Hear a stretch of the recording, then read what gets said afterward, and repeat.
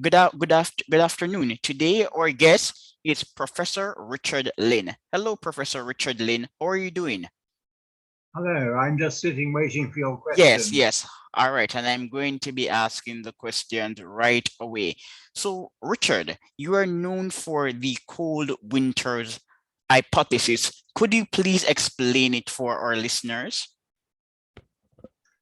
Yes, um, human beings first evolved in equatorial Africa in the region of present day Uganda or Kenya about 150 million years ago. And some of them migrated northwards. And as they did that, they encountered cold winters. Now, it was more difficult to survive in cold winters than in equatorial Africa, and so they needed greater intelligence in order to survive in these colder winters. And the colder the winters got, as they moved northwards, the higher their intelligence rose. This is partly done by an increase in the size of their brains. So those who moved northwards, their intelligence increased as they moved into North Africa and then into the Near East in the region of contemporary Syria, and then increased further as they migrated into Europe, and increased further still as they moved into Northeast Asia in the region of contemporary northern China and Japan. So that is the cold winters hypothesis. All right. Some invoke some invoke that the average intelligence of people living in the Arctic is a refutation of the cold winters theory. Are they misrepresented? Are they misinterpreting your idea?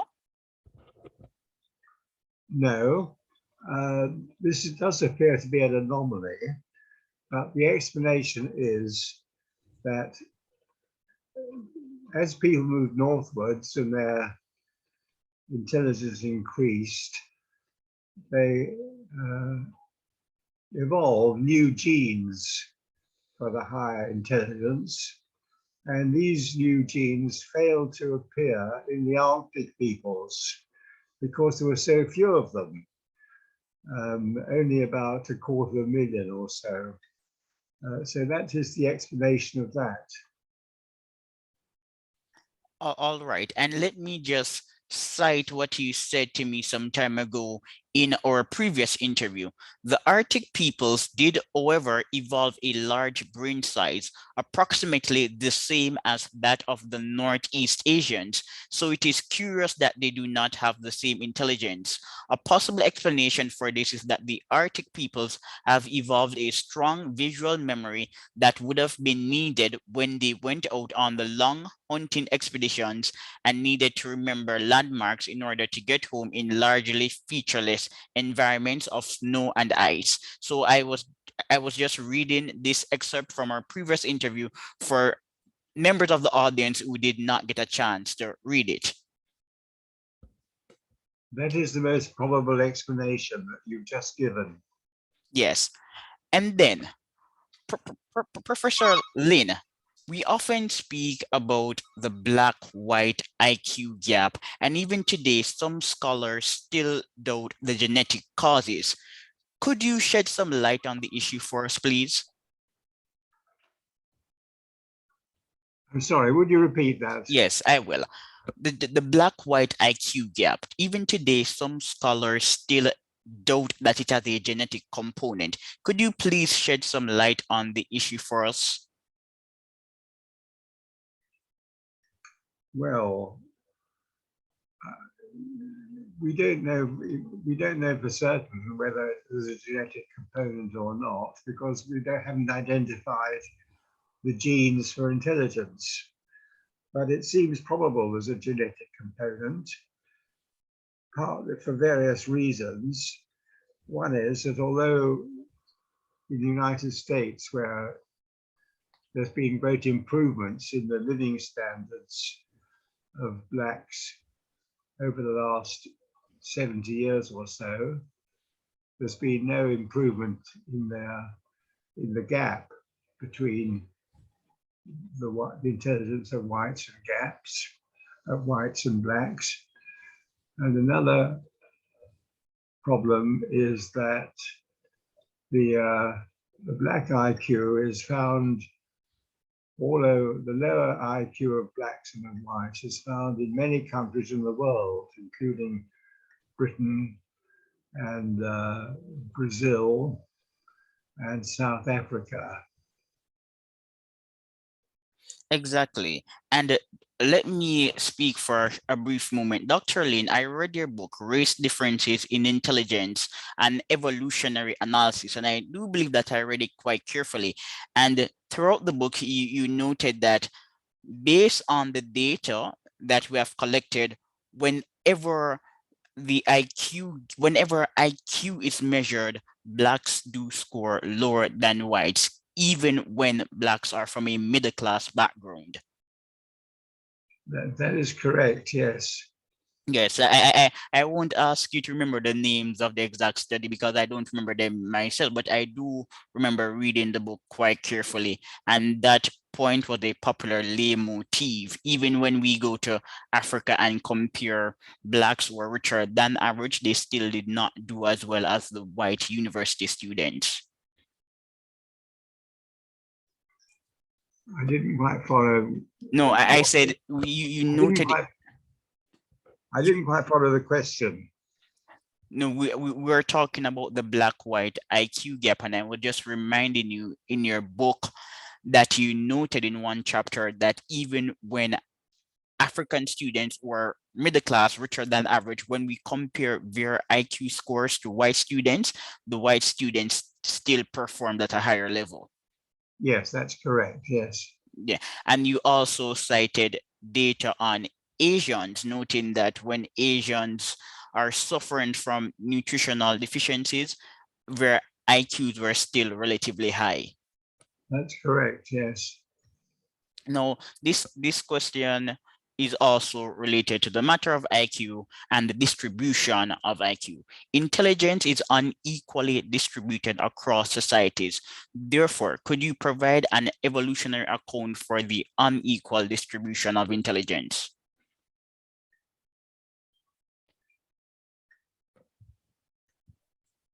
Well, any characteristic for which there's variability shows there are well, unequal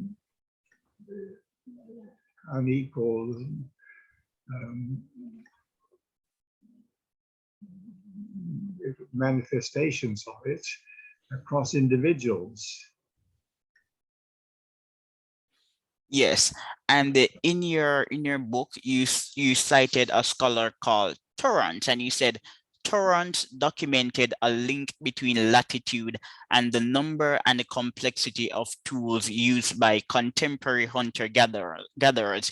He has shown that hunter-gatherers in tropical and subtropical latitudes like the Amazon basin and New Guinea typically have between 10 and 20 different tools. Yes, that's correct. And Dr. Lynn, I'm sure you do know, but some academics, they have confirmed your thesis to an extent. People like Donald Templer, Kanazawa Pesta, and Joseph Ryan. I'm sorry, would you repeat that? Yeah, I said some academics have confirmed your thesis. People like Donald Templer, Kanazawa Pesta, and Joseph Ryan. That there's a relationship between cold winters and intelligence. I don't think I know what they have to say. Yeah, Donald Templer, who's now deceased, he would write on the issue quite frequently. I think Donald Templer agreed with me as far as I can remember. Yes, he did, just like Edward Miller. But Professor Lynn, earlier in the interview, you made a point about intelligence and that we have not identified the specific genes as yet. But I do remember in your book on race differences in intelligence, in order to refute the argument that intelligence is a social construct, you said we don't really have to go as far as genes as a genetic component of intelligence. We can just look at other features that are unique to Black people, like where here's texture, for instance. So based on biology, there are obvious differences between Blacks and whites and between Asians and whites. So we don't really need to dig as deeply uh, as the genetic component of intelligence to affirm the salience of race. Do you still believe this view? Yes. Yeah, I think it is compelling. Ear texture. Ear texture is a normal example. Skin color. One does not need to dig deeper into science to find an exact gene that's related to intelligence to argue that there are racial differences. But moving on a bit, now we're going to talk about sex differences in intelligence. Dr. Lin, why do sex differences in intelligence become observable during adolescence? Because girls mature earlier than boys, and so that compensates for their smaller brain size. So the effect of that is that there's very little difference up to mid-adolescence.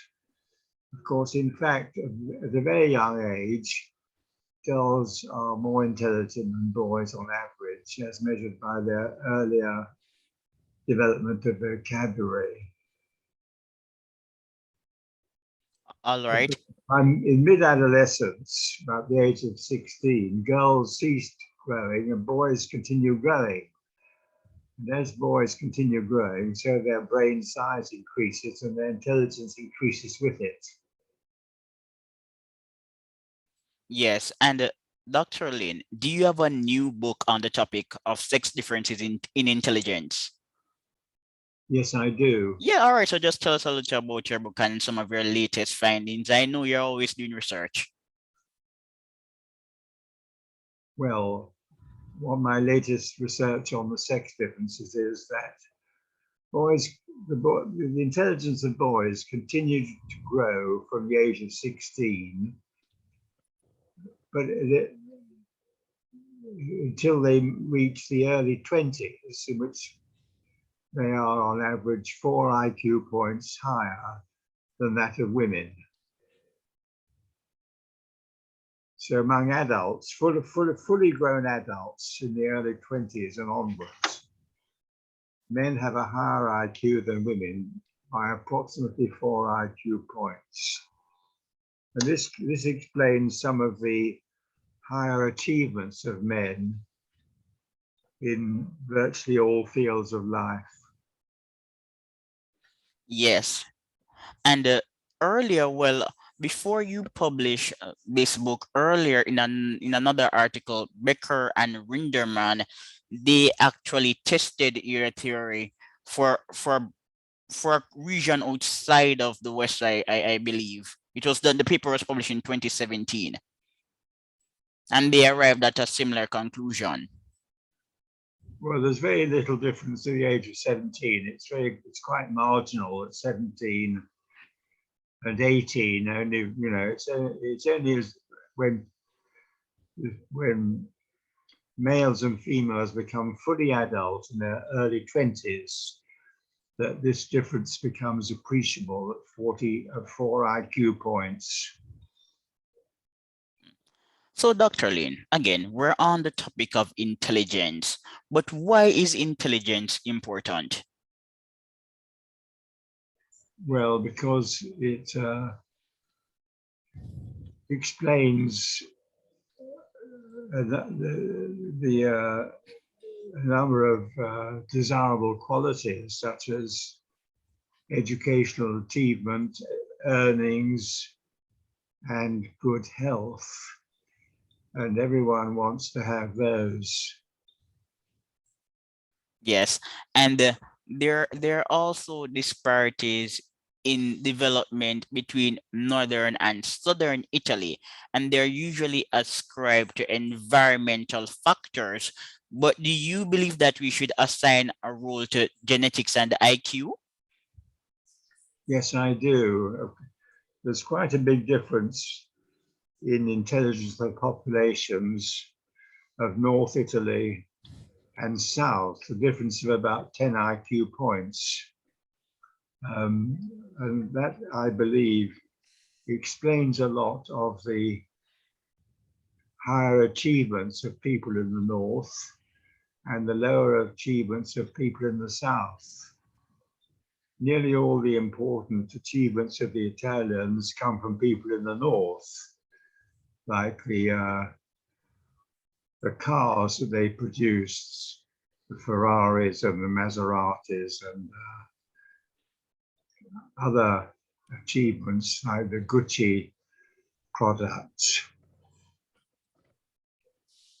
Yes, and I'm going to read your response for our audience, and you are applying to Felice and Gugigliano. There is about a 10-point IQ difference between North and South Italy, which cannot be explained by environmental factors. The issue is examined in my paper. IQs in Italy are higher in the North. These critics have contended that school quality could be responsible for the north-south differences. The first problem with this is that it does not account for the effect of intelligence in creating better schools. Secondly, the lower IQs in the south are attributable to the admixture of North African and Middle Eastern ancestry, shown by the frequency of the haplogroup E1b1b. That is correct, yes. The lower IQ in southern Italy is almost certainly due to the genetic admixture of peoples from North Africa and the Near East over the course of many hundreds and several thousand years. Professor Lynn, I have a question that's both historical and scientific in nature. Arab civilizations did so well up to 1000 ID, but eventually economic growth in that part of the world petered out. So why did they perform better in 1000 ID, 1000 AD? Well, probably because the climate was more favorable in that part of the world, uh, being warmer, and people in Northern Europe had to deal with the cold, which impaired their achievements until they managed to solve these problems in more recent times. Yes, this is a really fascinating puzzle. Often pondered on it myself. In 1080, the best places in the world are not in northwestern Europe, but by 1500, northwestern Europe is able to surge ahead, and the rest of the world recedes in achievement. And closer to the point is a paper you wrote some years ago for Mankind Quarterly, looking at racial differences in achievement, and you were comparing East Asians to European. On average, East Asians are more intelligent based on IQ scores. But when we look at the facet of human history and achievement, Europeans have done better. Why is this the case? Well, I think that's because the Europeans are more creative. Um, although their IQs are a bit lower, their creativity is the main factor that is responsible for their greater creative achievements. The Northeast Asians, although they have higher average IQs, they're more conformist and less creative. Yes, and you also said that when we compare the Chinese in Canada to white Canadians scored a higher in openness. So for that paper, you concluded that people of Western descent were higher in openness, and openness, intellect, that was employed as a proxy for creativity. Yes, that's correct. Yes. Yeah, so but so over Dr. Lynn, this is a bit outside of your field and outside of my field, but I'm just going to speak briefly on it for the audience. Some scholars have been doing research on agriculture. So there's a link between wheat and family ties, and between rice and wheat and individualism. So rice cultures are more collectivistic and less individualistic than wheat growing cultures. And one academic, she actually found a relationship between past irrigation potential and autocracy today. So maybe another cultural explanation is the impact of agriculture and its ability to shape cultural preferences and outcomes. I'm sorry, I don't quite understand the question.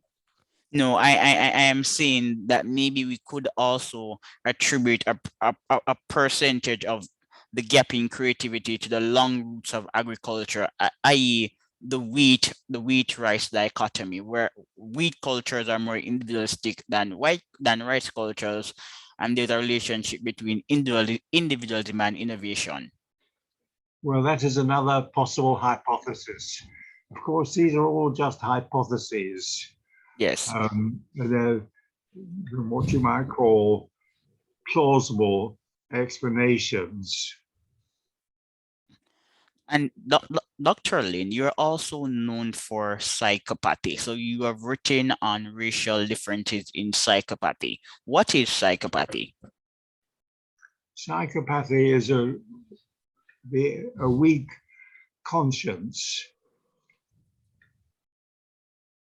It's a weak A weak conscience. conscience, yes.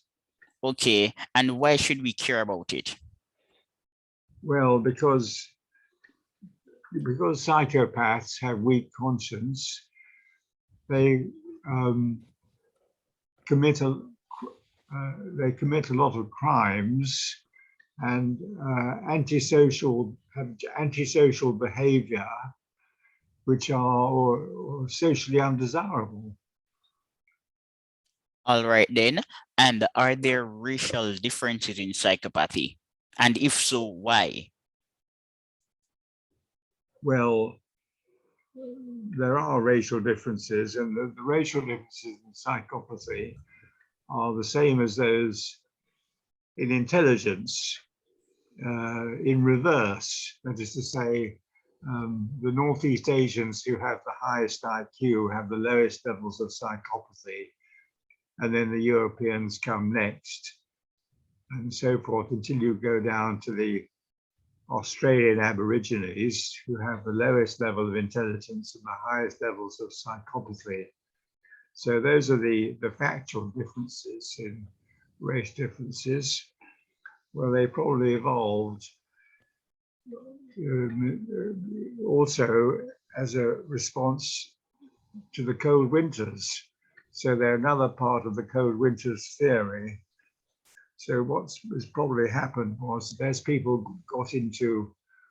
migrated into the cold environments, they had to become more socially cooperative and to inhibit their antisocial tendencies in order to survive. They had to cooperate in a more friendly fashion.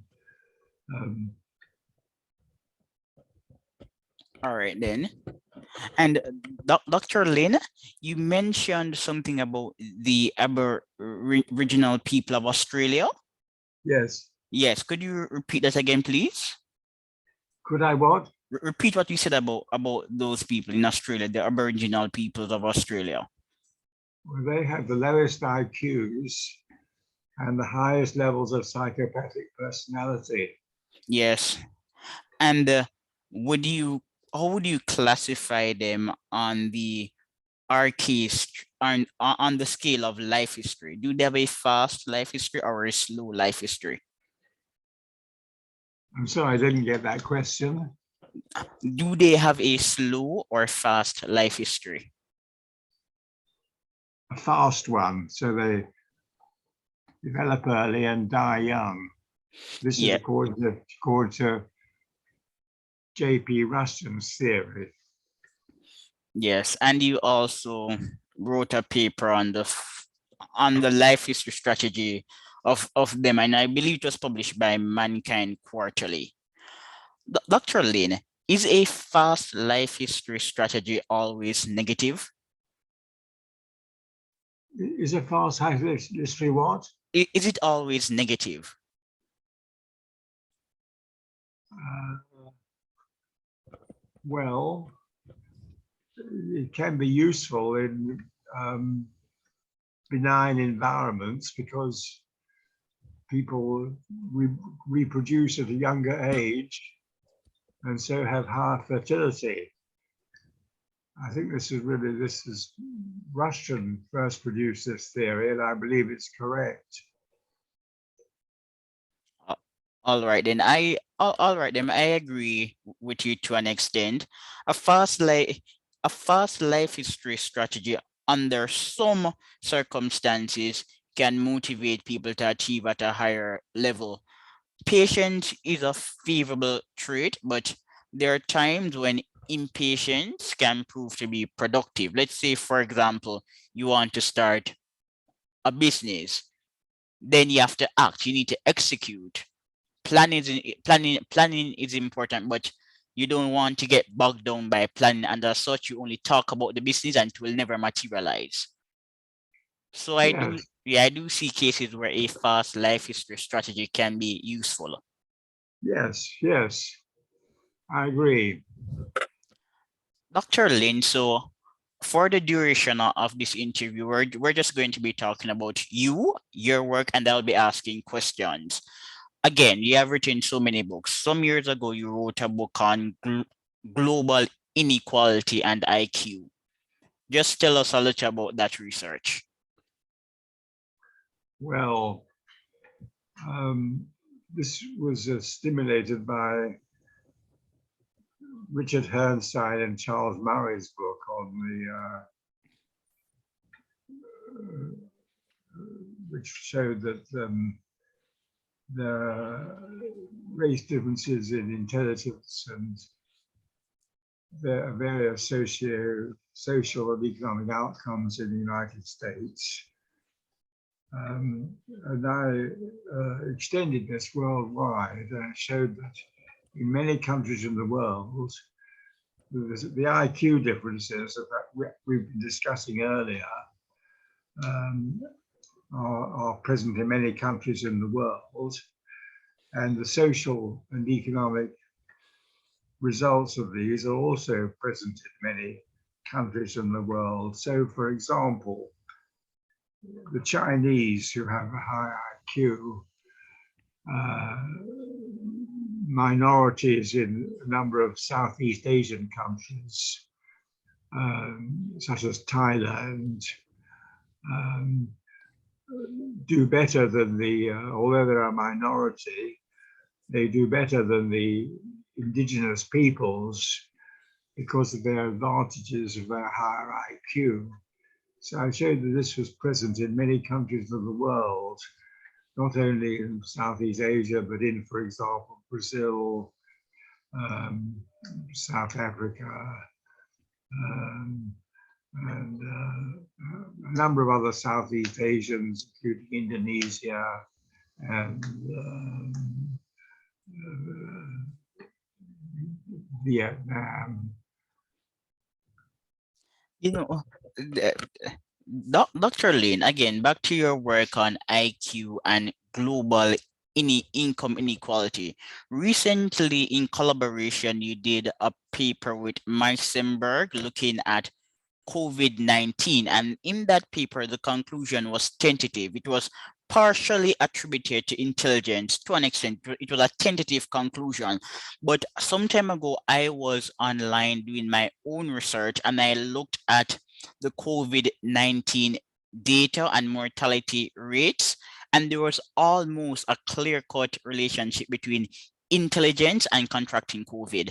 It wasn't just scientific research. I was just doing an assumption. I didn't do an actual study to test it. I was just looking at it. And on a superficial level, there was almost a clear-cut relationship between intelligence and COVID.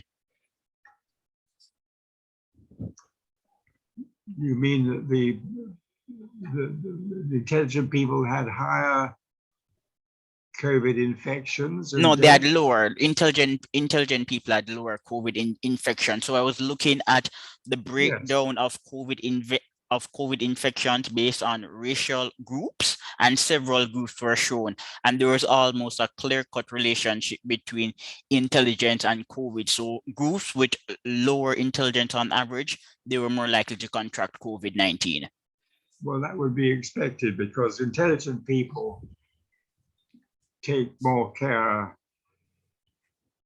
of their health and are more careful. So that's why they contract COVID-19 less. Of course, intelligent people contract all sorts of diseases less than unintelligent people, and so they live longer. But I wonder, Dr. Lynn, intelligent people, why is it that they're unlikely to contract diseases? Is it due to their orientation of time? So if you're an intelligent person, when you're 20, you want to live to be 90 because at 90, you expect to be doing research. So due to your orientation of time, is it that you are motivated to shy away from some activities in order to preserve yourself to achieve more? Is this the reason why intelligent people live longer? Well, we don't know precisely why it is that intelligent people live longer and contract diseases less. But in general terms, it's almost certainly just because they take more care of their health. In the case of the COVID-19, it's probably because they get themselves vaccinated more. And not only vaccinate and not only getting vaccinated, but intelligent people will use their discretion. So look at wearing a mask, for instance. Some people will not wear a mask due to various reasons, but if you're intelligent, you're going to exert your discretion. If you know that John Brown is usually spitting when he speaks, you're going to wear a mask. That's just common sense. Yes, it is. Yes. Yeah. So based on some studies that I have shown, facial coverings do not slow the spread of COVID, and cloth masks are not as effective as surgical masks. But if I'm speaking to someone who's usually sick and he's always spitting, I am going to wear a mask. If I'm going to visit an elderly person, I'm going to wear a mask. Intelligent people are using their discretion.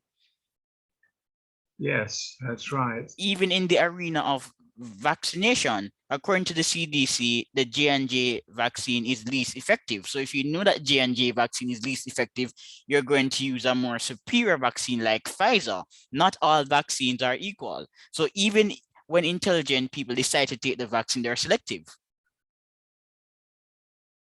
Well, these are all hypotheses, of course. They're probably correct. Yes, I would love for someone or myself to test the thesis on the orientation of time, because I do believe that if one has a longer orientation of time, is going to take calculated risk. So at 20, I want to be working at 70. And at 80, I don't mind writing a book or hosting the show. So I'm not going to engage in flippant activities. So like yourself, Professor Lynn, you're still doing research. Yes, that's right. All right, so I'm going to ask you a question on aging. On what? On aging. Asians, yes. Yes. And productivity. I won't ask you your age or anything, but intelligent people, are they less likely to suffer from wear and tear of the brain? I'm sorry, what was the question? Intelligent people, do their brain age less aggressively?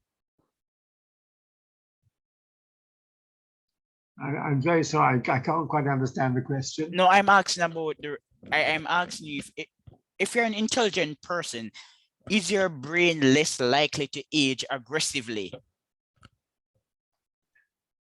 Is your brain likely what? Is your brain less likely to age aggressively? I think it is, yes.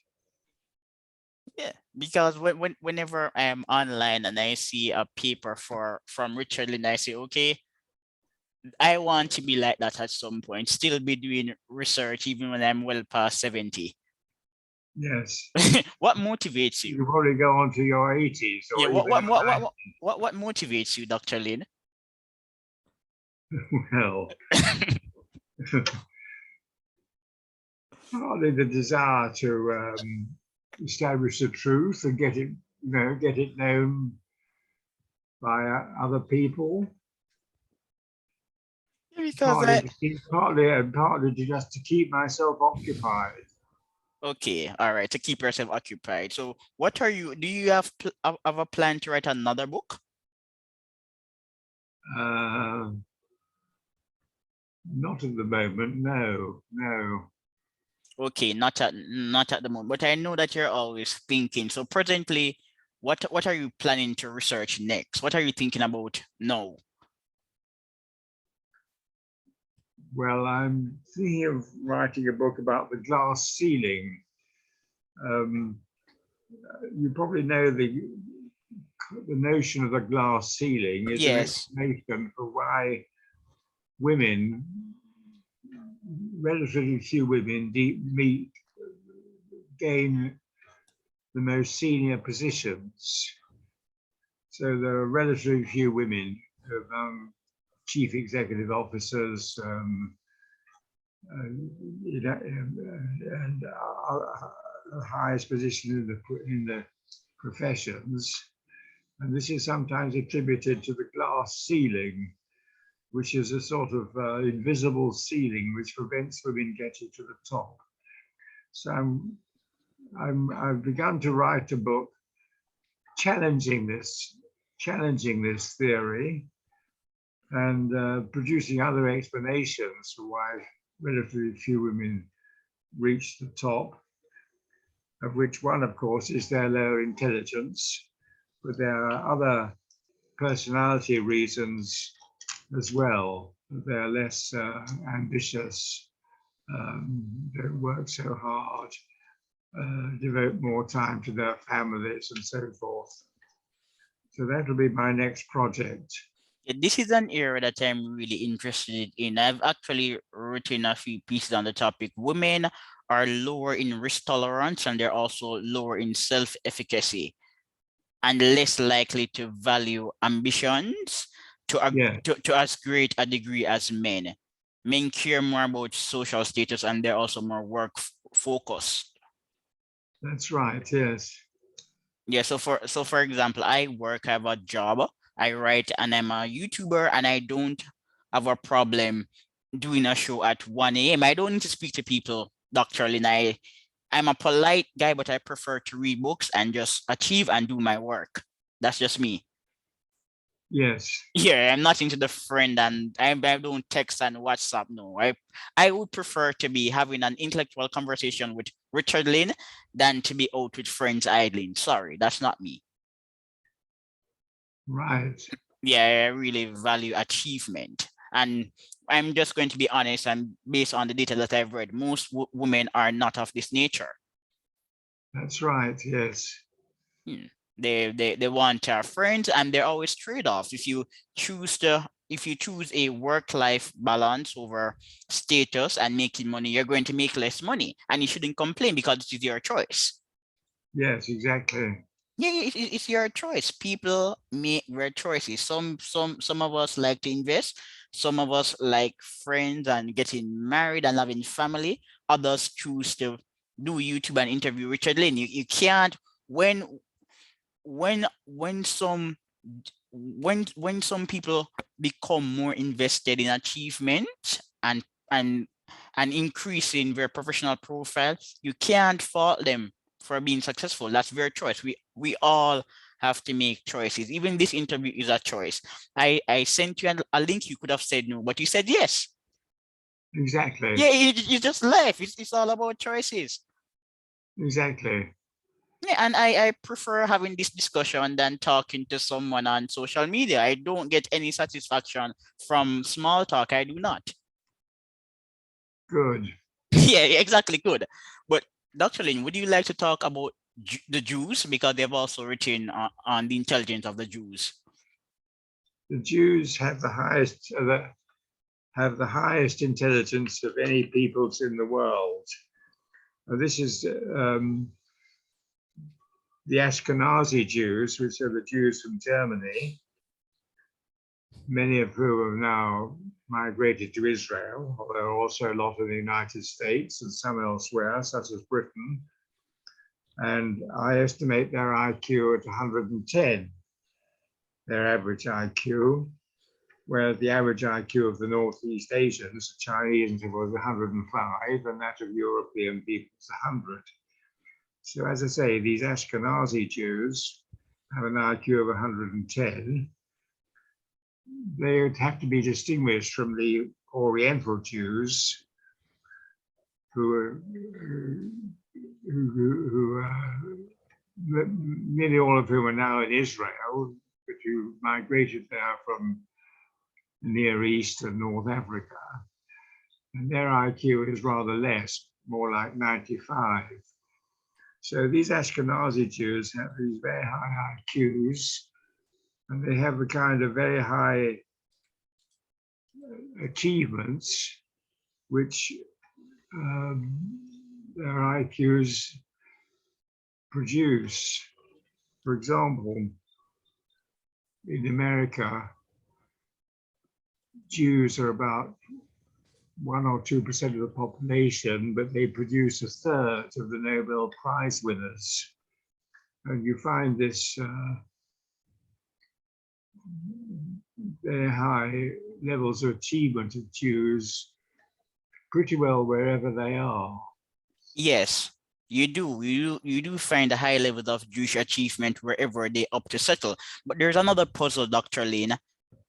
The Western Jews versus non-Western Jews. So Jewish people living in the Caribbean will achieve, and they're going to be concentrated in the financial sector and in other sectors. But Jews outside of the West, they tend to not form political movements. They're not known for being intellectual. So they're smart on paper, but they're not politically active. So in Jamaica, in 1834, the Gleaner was formed by two Jewish brothers, and some time ago, over 40 years ago, Jamaica had a few Jewish people in politics, but Jews are not overrepresented in politics and philosophy in non-Western countries.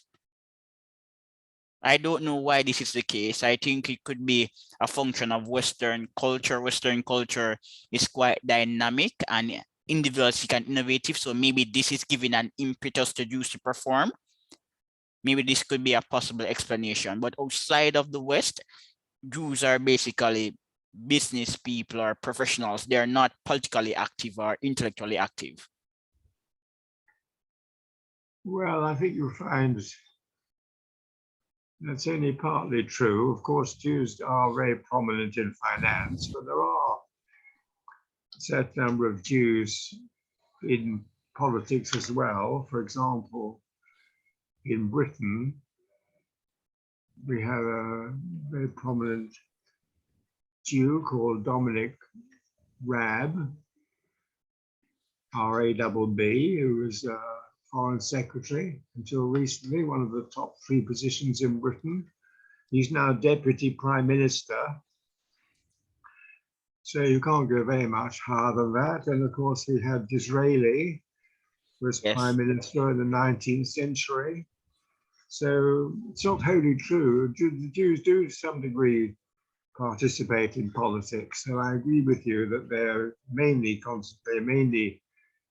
produce their work in finance and also, of course, in intellectual work, which is responsible for their winning so many Nobel Prizes. Yeah, but you listed Jews in European countries, and this is the puzzle. So in Jamaica in the past, some members of prominent Jewish families were in politics, but their sojourn did not last for a long time. But outside of the West, I find that Jews are less concentrated in politics and philosophy. They tend to be they tend to adopt a more activist nature in Western countries. Yes, there are many Jews left in Western countries now, of course, apart from in Britain and in the United States, if you count that as a Western country. There aren't many Jews left in continental Europe anymore. Yeah, but why are they so intelligent? What did you say? Why are they so intelligent, Jews? Well, probably because they've been persecuted for many centuries, and the more intelligent ones have anticipated the persecution, and they've left the places where they're going to be persecuted, got out in time, as it were, leaving the less intelligent ones behind. That's probably the main reason. Yes.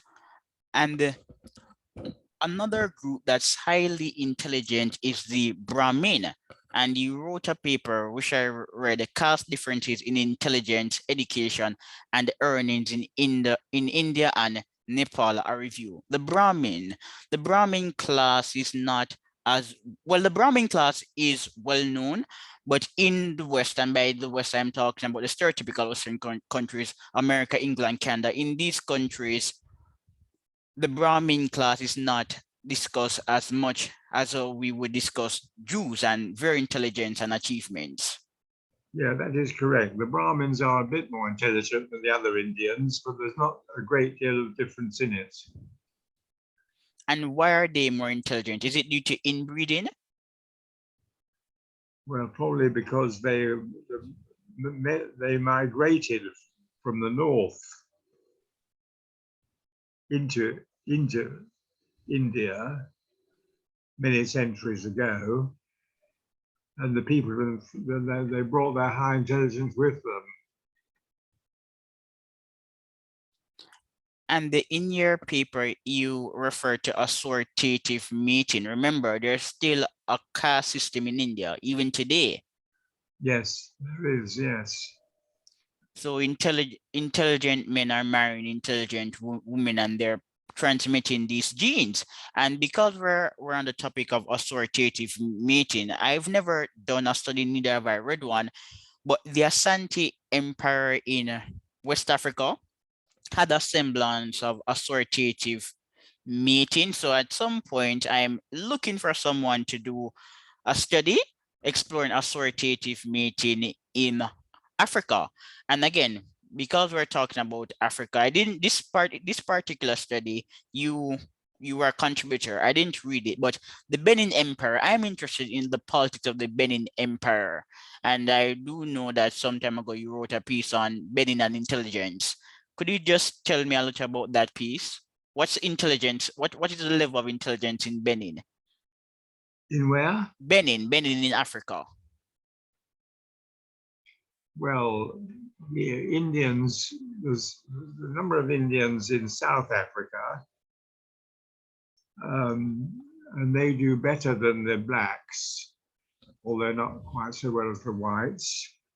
There were Indians in Uganda who they did well, much better than the blacks, but they were expelled by Idi Amin, as everyone knows, and were migrated. When they were expelled, they moved to Britain, where they've done fairly well.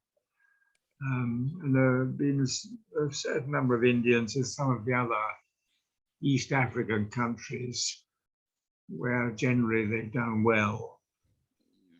And blacks in Africa, so blacks in Africa who reside in Benin, those blacks, how would you describe their intelligence level? Are they more intelligent than other Africans or less intelligent?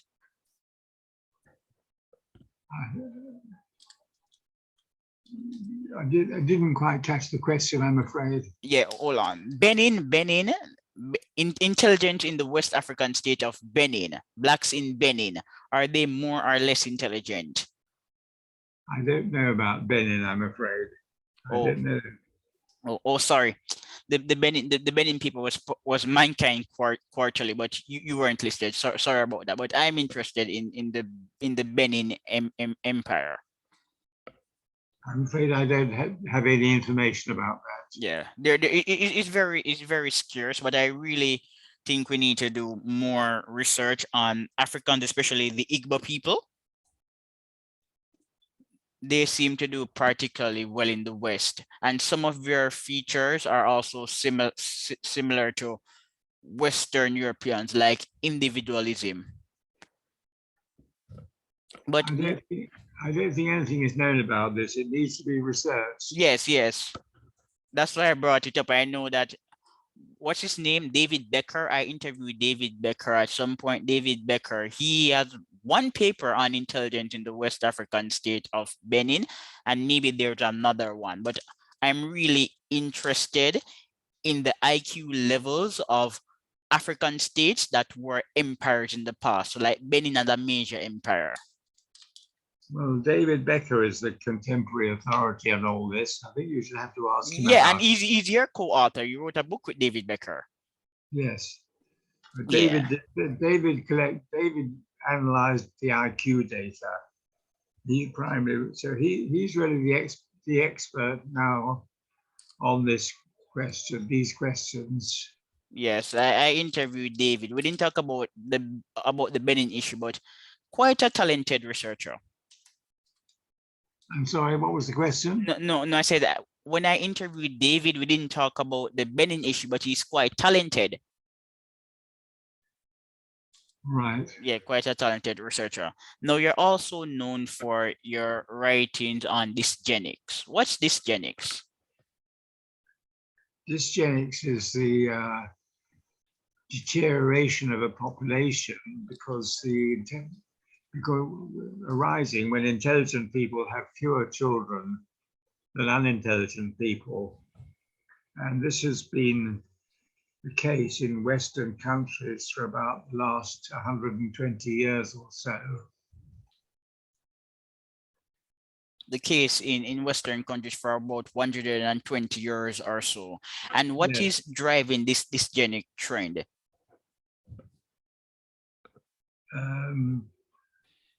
Probably because intelligent people use contraception more efficiently. So that's why they have fewer children. But another factor is that many intelligent women put their careers before having children in their 20s and early 30s, and then their fertility declines, and for various reasons, they don't have children at all. So that's a major reason why intelligent people have relatively few children. But Dr. Lynn, should we worry about dysgenic trends? Yes, we should, of course, because with the dysgenic trends, the intelligence of the populations is declining. Yeah, I get your point completely. Intelligent people, they are responsible for building quality institutions, innovation, and solving problems. But we're at a high level of civilizational complexity. So maybe this dysgenic trends are less important due to the high state of civilizational complexity. And based on what I've seen, the figures cited by people like Michael Woodley of Mini are not quite large, or should I say high? They're not high figures. I'm not saying that dysgenic trends are not important, but we're at a very high stage of civilizational complexity, so we may be in a position to accommodate some level of dysgenics. Well, we don't know for certain, of course, but I think it's probably undesirable that the intelligence of the populations of the Western countries should be declining. Yes, and even those who don't subscribe to genetic arguments do know that the Flynn effect is being reversed. That's right. The Flynn effect has been reversed in many countries in the last 20 years or so. The Flynn. And this question, we can analyze this issue from multiple angles. On one front, when a society is at a high stage of civilizational complexity, contrary to what some believe, is actually easier to create wealth because there are now more demands, and some of these demands are unique. People make money as influencers. They make money giving weird advice online. But on the other level, we have to talk about what economists refer to as Schumpeterian innovations, which are a bit higher level innovation that disrupt society. So the question is this: for how long can we truly accommodate dysgenic trends?